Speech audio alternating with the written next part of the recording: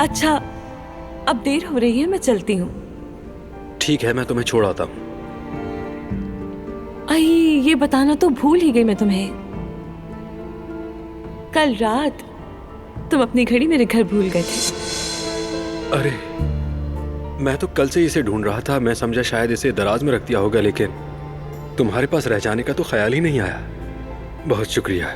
शुक्रिया की बात नहीं, ये घड़ी कितनी खास है तुम्हारे लिए मैं जानती हूँ, इससे फौरन लाई तुम्हारे पास। तो घड़ी उस लड़की के पास रह गई थी, मतलब दोनों रात में एक साथ थे। ये तुमने क्या किया हारून? तुम्हारा आखिर मकसद क्या है, मुझे समझ नहीं आ रहा। और मैं खुश हो गई थी कि तोहफा उसकी माँ ने भिजवाया है। सबसे बड़ी गलती मेरी है कि मैं हर बार उम्मीद लगा लेती हूँ हारून से।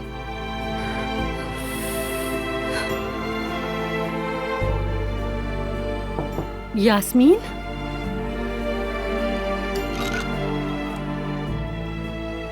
सो गई हो क्या?